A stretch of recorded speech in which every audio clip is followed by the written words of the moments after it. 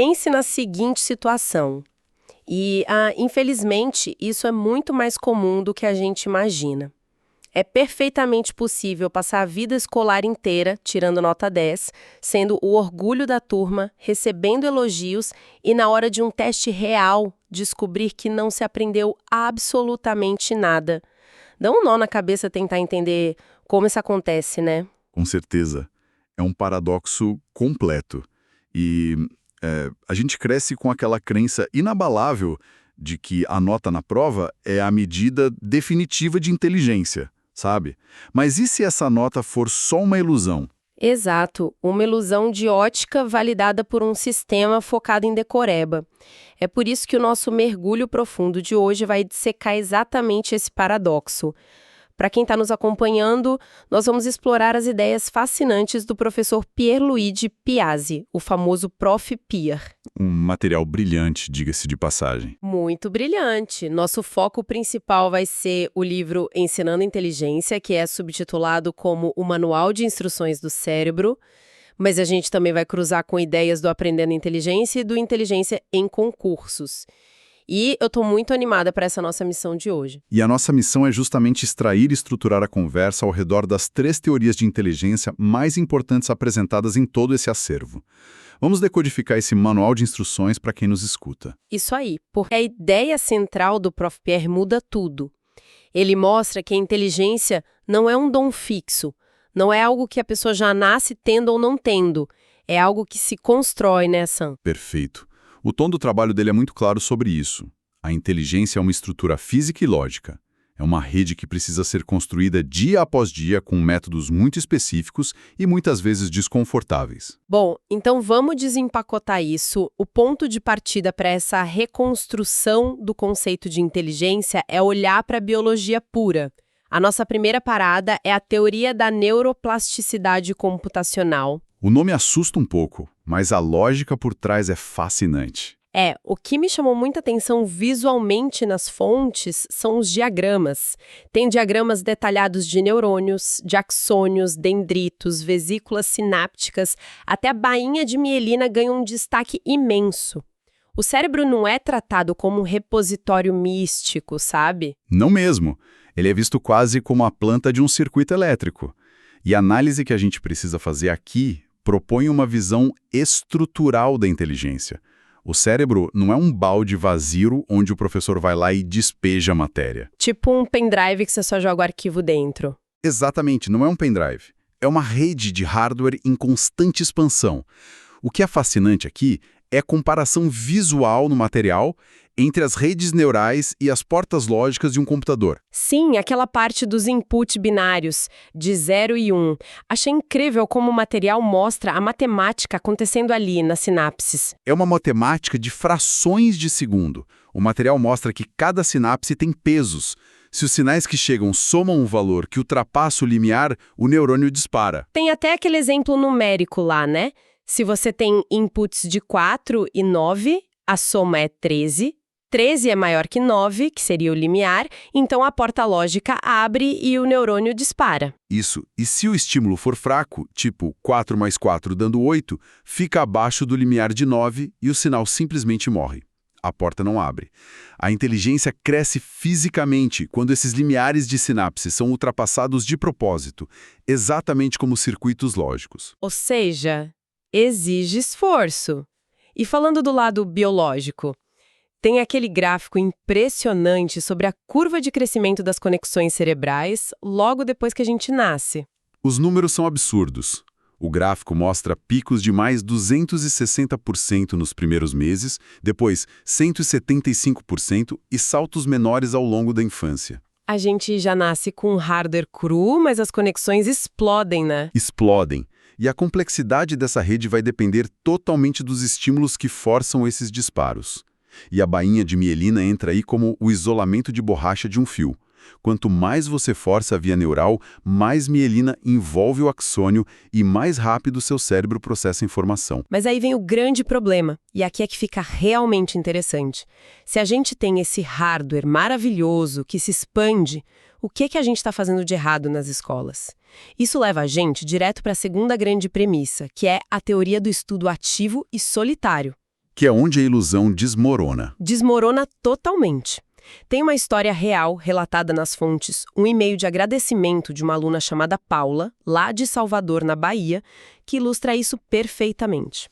Essa carta da Paula é crucial para entender a mecânica do aprendizado. O que ela conta ali? A Paula relata que sempre foi a melhor aluna da sala. Tirava nota 10 em tudo, o orgulho da família. Só que aí ela sofreu o que ela chamou de um fracasso vergonhoso. Quando ela tentou o vestibular. Isso. Ela tentou entrar em Direito na Universidade Federal da Bahia e na do Estado da Bahia, exames super concorridos, e foi reprovada. Ela diz que só depois de ler o livro do Prof. Pierre é que ela descobriu que estudava errado a vida toda. Ela percebeu que nunca tinha aprendido de fato. É brutal ler um relato desses porque reflete milhões de pessoas.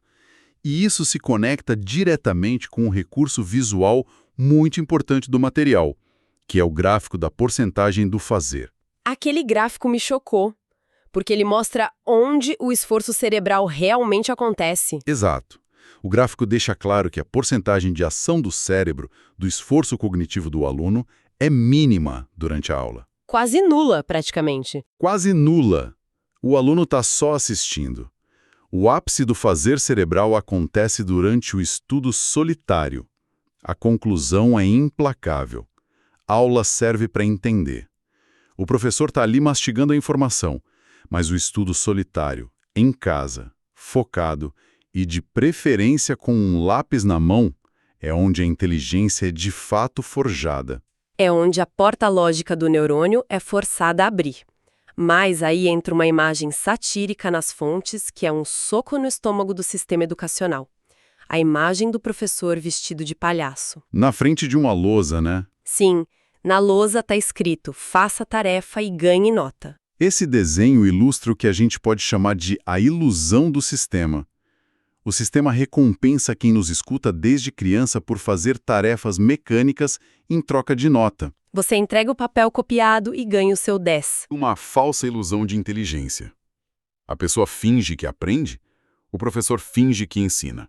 Foi exatamente essa ilusão de competência que causou a queda da Paula no vestibular. A memória de curto prazo salva na prova do colégio, mas falha miseravelmente num teste de alta exigência. O que destrói o mito do gênio que nunca estuda em casa. Se a pessoa não estuda sozinha, ela não está criando mielina. Mas isso levanta a grande pergunta. Se a inteligência é uma rede física, que foi a nossa primeira teoria, e se ela se desenvolve estudando sozinho, a segunda teoria, como exatamente a gente deve treinar esse cérebro em casa? Essa é a chave de ouro. E nos leva à terceira teoria, a teoria da estruturação lógica e evolutiva.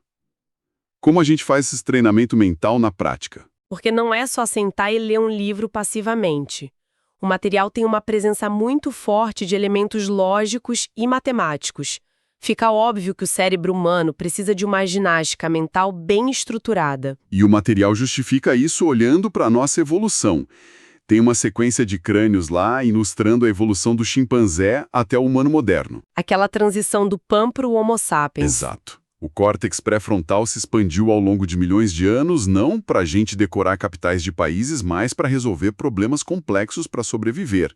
Nós somos máquinas de solucionar problemas. E é por isso que tem tantos quebra-cabeças visuais espalhados nas fontes, né? Aquelas matrizes lógicas com estrelas, quadrados, círculos, onde falta uma peça. Esses desafios não são só brincadeira. Encontrar a lógica oculta ali é o peso de academia para o cérebro. É o que força o raciocínio a criar novas conexões. E o material traz isso para o mundo moderno de um jeito muito legal. Ele fala muito sobre o pensamento algorítmico, a programação, mostra a janela da função C do Excel, aquela lógica de verifica se uma condição foi satisfeita. Sim, o raciocínio condicional. Se a condição for verdadeira, faz A, se for falsa, faz B. A programação binária não permite blefe. Ou funciona ou não funciona. E tem também a calculadora do Windows no modo programador, mostrando as bases binária, hexadecimal, octal, treinar lógica pura, aprender uma linguagem de programação ou matemática pesada é a verdadeira musculação cognitiva. E o mais interessante é que, embora use o Excel e a programação como exemplos modernos, O material conecta essa exigência lógica com a fundação clássica do ensino. Tem a imagem clássica do trivium e do quadrivium. Lógica, retórica e gramática de um lado. Aritmética, geometria, música e astronomia do outro. Isso mesmo. As bases da educação clássica já entendiam empiricamente o que a neurociência prova hoje. O foco estrutural na lógica. Você precisa treinar a lógica para pensar sem falácias antes de tentar debater ideias soltas. A ferramenta mudou da gramática latina para o código de computador, mas o peso no cérebro é o mesmo. Mas olha, tem um detalhe que não podemos esquecer. Se a pessoa passar horas resolvendo algoritmos e matrizes lógicas, ela precisa consolidar isso. Ah, o momento da fixação? Se conectarmos isso ao cenário maior, a gente chega na imagem do relógio do ciclo circadiano que aparece nas fontes. Sim, o treinamento lógico pesado precisa de algo muito básico para virar inteligência de verdade. Precisa de sono adequado. A mente marca as vias neurais que foram usadas durante aquele estudo solitário e focado.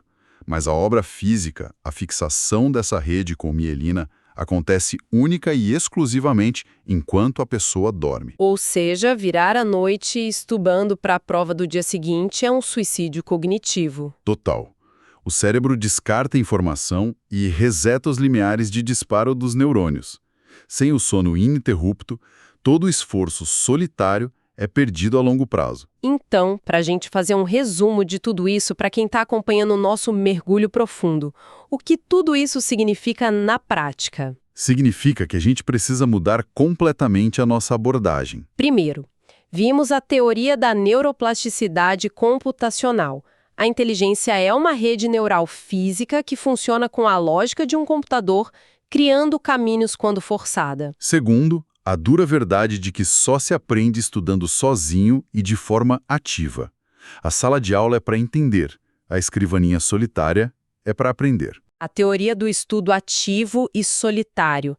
E, por fim, vimos que a nutrição dessa rede precisa vir de pura lógica. A teoria da estruturação lógica evolutiva nos mostra que precisamos de desafios rigorosos e de uma boa noite de sono, em vez de apenas memorizar textos para uma prova. É uma desconstrução do que a sociedade chama de bom aluno. O bom aluno, muitas vezes, é só um bom repetidor. Mas para fechar essa nossa análise, o material traz uma metáfora visual muito poderosa que a gente ainda não discutiu. Qual seria? É a imagem de marinheiros tentando desesperadamente fechar uma pequena escotilha de um navio que já está inundando. E logo ao lado, a imagem clássica do Titanic prestes a bater naquele iceberg colossal na escuridão. Nossa, uma imagem de desastre iminente. Total. Fica a provocação para quem nos escuta refletir em casa. Nós, como estudantes ao longo da vida, e como uma sociedade que supostamente valoriza a educação, estamos apenas gastando energia fechando pequenas escotilhas enquanto o navio afunda na superficialidade. Focando só em tirar a nota 10 no fim do bimestre. Exato. Será que o nosso sistema atual de estudar desesperadamente para a prova, de acumular certificados sem raciocínio lógico real, é o grande iceberg que vai afundar o verdadeiro potencial do cérebro humano? É uma imagem que deixa a gente desconfortável, mas é um desconforto super necessário. Mostra que o abismo entre parecer inteligente por causa de uma nota e ser de fato inteligente é enorme. E depende só de nós construirmos as nossas próprias redes neurais, solitariamente. Sem atalhos. Bom, foi um debate incrível. Espero que quem acompanhou até aqui comece a usar esse manual de instruções do próprio cérebro hoje mesmo para valer. Foi ótimo compartilhar essas descobertas. O prazer foi meu, um mergulho realmente essencial. Até o nosso próximo encontro. Tchau, tchau!